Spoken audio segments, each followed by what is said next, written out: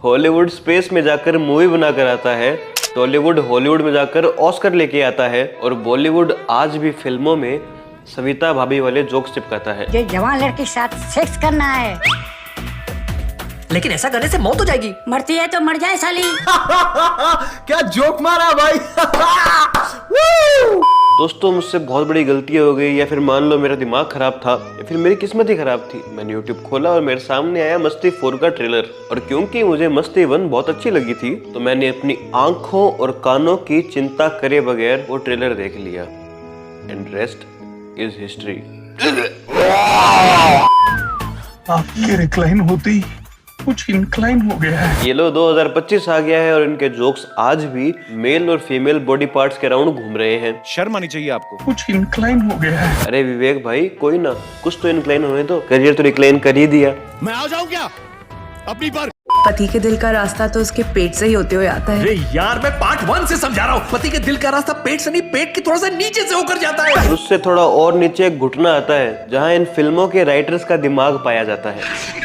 सब 2025 आ गया है और इनका ह्यूमर आज भी डबल मीनिंग कॉमेडी ही है। चलो मान लिया कॉमेडी सब्जेक्टिव होती है, किसी को कोई भी ह्यूमर अच्छा लग सकता है, लेकिन अपनी कॉमेडी में, अपने ह्यूमर में थोड़ा इंटेलिजेंस तो दिखाओ कि वाह यार क्या वर्ड प्ले किया है, क्या पॉलिटिकल जोक मारा है, क्या सोसाइटी पर क्या सटायर मारा है। लेकिन नहीं, इनकी कॉमेडी तो बुद्धि नहीं, छोड़ो मेरा वर्ड प्ले हो जाएगा। I will not allow this. I will not allow this. This has to stop. सूखे हुए अंजीर? ये सूखे हुए अंजीर नहीं, प्रेम ने इसकी निप्पल उखाड़ दिया। क्यों क्यों क्यों नहीं हो रही है कॉमेडी? आज मूड नहीं कर रहा, इसे कल देखते हैं इस काम को। और ये कौन सी गूंद वाली प्रेस है, या फिर ये कौन से फेविकोल से चिपकाए हुए निप्पल है जो प्रेस से चिपक कर उतर गए? भाई साहब, इन पर 5वीं क्लास के बच्चे नहीं हंसते हैं। अब क्या जबरदस्ती हंसे? तुमने ऐसी गंदी बात सोची ही कैसे? मैंने सोचा अच्छी बातें कर ली बहुत, अब करूंगा गंदी बात। माना रिप्रोडक्टिव पार्ट से ऊपर उठकर कुछ डायलॉग नहीं लिख पाते हो, लेकिन कम से कम ओरिजिनल तो लिखो। एडिटर चलाओ जरा। सोच भी कैसे लिया कि हम ऐसी गंदी बात के लिए राजी हो जाएंगे? अरे मैंने सोचा अच्छी बातें कर ली बहुत, अब करूंगा गंदी बात। हमारी जो ऑपोजिट हमारे मस्ती 4 में एक्ट्रेसेस हैं, वो जब पहली मस्ती आई तो क्या कर रही थी? Barely 3-4 years old? हाँ, तो वो डायपर वाइपर पहन रही थी। अरे तो अंकल, अगर वो बड़ी हो गई है तो अपनी बुद्धि भी तो बड़ी करो। कब तक ये रोज मेरी मार लो वाले जोक चिपकाओगे? मार लो रोज मेरी? नहीं, रोज मेरी मार। दोस्तों, चैनल पर पहली बार आए हैं तो सब्सक्राइब करना ना भूले। वीडियो प्लीज एक कमेंट जरूर कीजिएगा, इससे मुझे बहुत मदद मिलती है। वीडियो को प्लीज लाइक कीजिएगा और कुछ भी कमेंट कीजिएगा जैसा आपको अच्छा लगे। अरे भाई, भारी समझ के बोल रहा हूँ यार। दोस्तों, आप अगर बॉलीवुड या फिर इंडिया की कोई भी कॉमेडी फिल्म उठा लो, इवन अच्छी से अच्छी स्टार कास्ट वाली फिल्मों में भी इनकी कॉमेडी, इनका ह्यूमर सिर्फ और सिर्फ विमेन के प्राइवेट पार्ट्स पे होता है। एग्जाम्पल के लिए आप हाउसफुल 5 ही उठा लो। इस सीन में आप देख लो, एक लड़की को इनअप्रोप्रिएटली मौका देखकर गलत नजर से देखने की कोशिश है कि उसकी स्कर्ट हटी तो मैं अपनी बैल बुद्धि से उसे गलत नजर से देख लूं।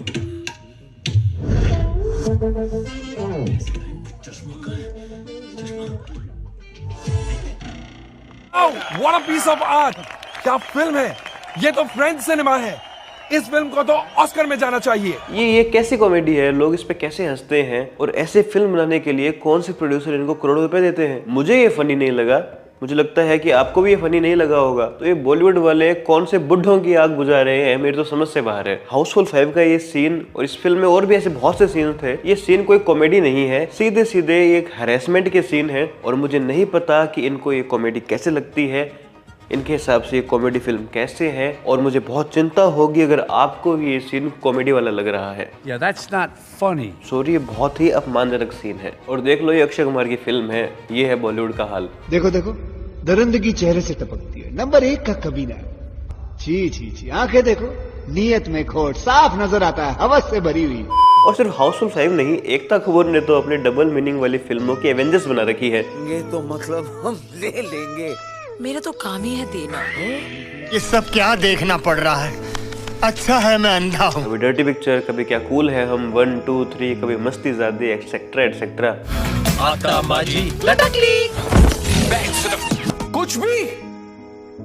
कुछ भी एक महिला होते हुए फिल्म में सिर्फ महिलाओं के बॉडी पार्ट्स को लेकर जोक्स बनाना 21st सेंचुरी में इससे बड़ी विडंबना क्या हो सकती है। फिल्म तो फिल्म, और OTT प्लेटफॉर्म्स पर भी अश्लीलता लाने का एक बहुत बड़ा श्रेय एकता कपूर को ही जाता है। ऑल्ट बालाजी पर जितने भी अश्लील वेब सीरीज आई है, ये गंदी बात, XXX, ये क्या है? ऐसा तो कुछ है नहीं कि इनमें बहुत अच्छी कहानी है और बीच में कोई एडल्ट सीन आ गया है। ना, एक घड़ी ऐसा कोई कॉन्सेप्ट हो तो फिर भी समझ आता है कि ठीक है यार, स्क्रिप्ट की डिमांड होगी, यहाँ पर एडल्ट सीन डालना जरूरी होगा। लेकिन भाई साहब, इनकी वेब सीरीज की तो कहानी ही हॉट सीन्स है कि बस कहानी को किसी ना किसी तरीके से एडल्ट सीन्स पर लेके जाना है। सीरीज की कहानी जाए भाड़ में, हमें तो रामू काका और सवित्रा भाभी का चुम्मा दिलाना है। हट, मजाक बना के रखते हो। बेचारे नेताजी सुभाष चंद्र बोस वाली सीरीज इन हवसी सीरीजों के बीच में चीख चीख कर बोल रही है, निकालो मुझे। अरे कोई है?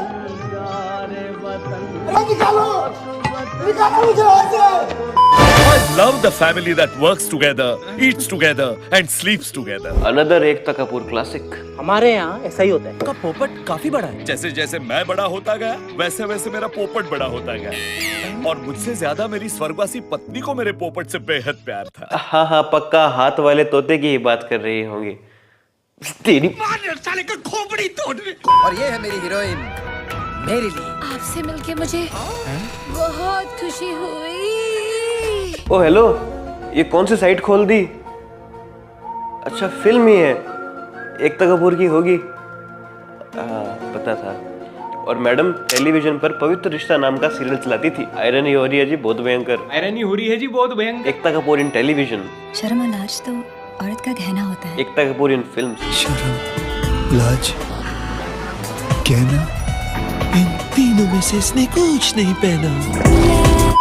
भगवान किसी को बड़ा दिल देता है, कभी किसी को भगवान बड़ा दिमाग देता है, लेकिन अपना दिमाग लगाकर अपने दिल से पूछो कि भगवान ने तुम्हें क्या दिया है। बेसिकली ये बोलना चाहता है कि भगवान ने तुम्हें बड़ा साइज दिया है, और बोलता तो बोलता है, ऊपर से उन्हें गलत तरह की फिल्मों में काम करने के लिए प्रेरित भी करता है, क्योंकि ये खुद ही वो फिल्में बनाता है। और फिल्में तो बनाता ही बनाता है, लेकिन ऊपर से इमोशनल करके अपने इस कुकृत्य को डिफेंड भी करता है। हाँ, मैं मानता हूँ कि मैं गंदी फिल्में बनाता हूँ, यहाँ पे लड़के लड़कियों को नंगा करता हूँ, लेकिन उसी कमाए हुए पैसों से मैं सोमालिया के नंगे बच्चों का तन भी ढकता हूँ। Ekta Kapoor if she were honest. हाँ, मैं मानता हूँ कि मैं गंदी फिल्में बनाता हूँ, यहाँ पे लड़के लड़कियों को नंगा करता हूँ। हाँ, किसी के कपड़े उतार कर किसी को कपड़े पहनाना ही तो पुण्य है। कैसे कैसे लोग रहते हैं यार यहाँ पर।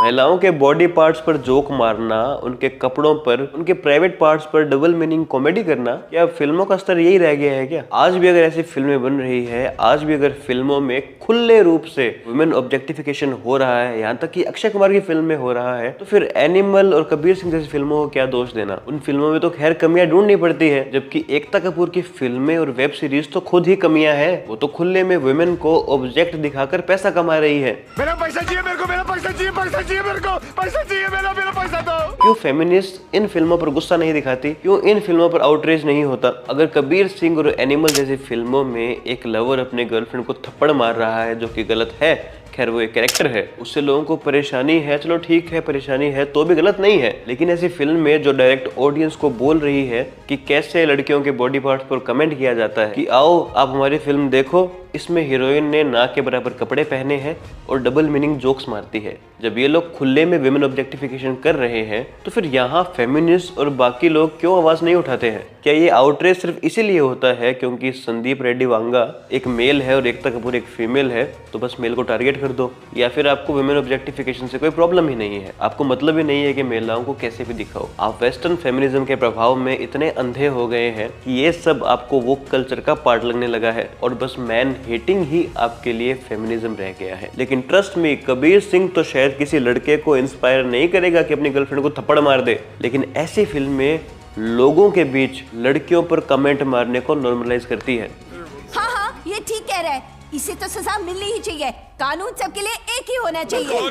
सच ये है कि भारत में आज ये महिलाओं की स्थिति ये है कि वो पढ़ने के लिए दूसरे शहर नहीं जा सकती है, क्योंकि घर वाले अलाउ नहीं करते हैं। मेंस्ट्रुअल साइकिल के दौरान खुद मेडिकल जाकर अपने लिए सैनिटरी पैड नहीं ला पाती है, क्योंकि वो आज भी समाज में टैबू है। उसके बाद अब ऐसी फिल्में आती है तो ऐसी फिल्में उन महिलाओं की स्थिति और खराब करती है। ऐसी फिल्में लोगों के मन में महिलाओं की न जाने कैसी इमेज गढ़ देते हैं, हमें आइडिया ही नहीं है। ऊपर से ऐसी फिल्में जीरो फीमेल इंटरेक्शन वाले लड़कों के बुद्धि में, दिमाग में ये भर देती है कि लड़कियां तो ऐसी ही होती है, वो इतनी ही सेक्सुअली एक्टिव होती है, ऐसे ही डबल मीनिंग जोक मारती है। उन पर ऐसे ही डबल मीनिंग जोक मारना बहुत कॉमन है, जैसा हम एकता कपूर की फिल्मों में देखते हैं। अगेन कॉमेडी बहुत सब्जेक्टिव है, मुझे डबल मीनिंग कॉमेडी पसंद नहीं है, लोगों को समय रैना की डार्क कॉमेडी पसंद नहीं है, कुछ लोगों को कपिल शर्मा के फैट शेमिंग वाली कॉमेडी पसंद नहीं है, एंड इट्स टोटली फाइन। आपकी मर्जी है, आपको जो भी अच्छा लगे वो आपकी चॉइस है, लेकिन एटलीस्ट उनकी कॉमेडी में थोड़ी इंटेलिजेंस तो है, वो कोई वर्ड प्ले तो करते हैं, कुछ तो दिमाग लगाते हैं। लेकिन ऐसी लुक कॉमेडी जैसे हाउसफुल 5 में है, जैसे डर्टी पिक्चर में थी,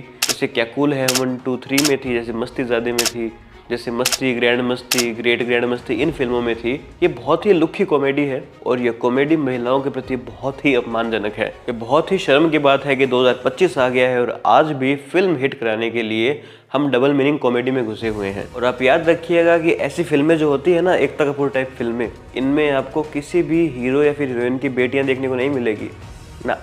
अपने घर की बेटियों की इनको बहुत फिक्र है, लेकिन दूसरे घर की बेटियों का क्या। दोस्तों आपके इस बारे में क्या विचार है मुझे कमेंट सेक्शन में बताइएगा। चैनल को प्लीज़ सब्सक्राइब कीजिएगा, वीडियो प्लीज़ एक कमेंट जरूर कीजिएगा, इससे मुझे बहुत मदद मिलती है। वीडियो को प्लीज़ शेयर कीजिएगा। मिलते हैं नेक्स्ट वीडियो में। जय हिंद, जय श्री राम।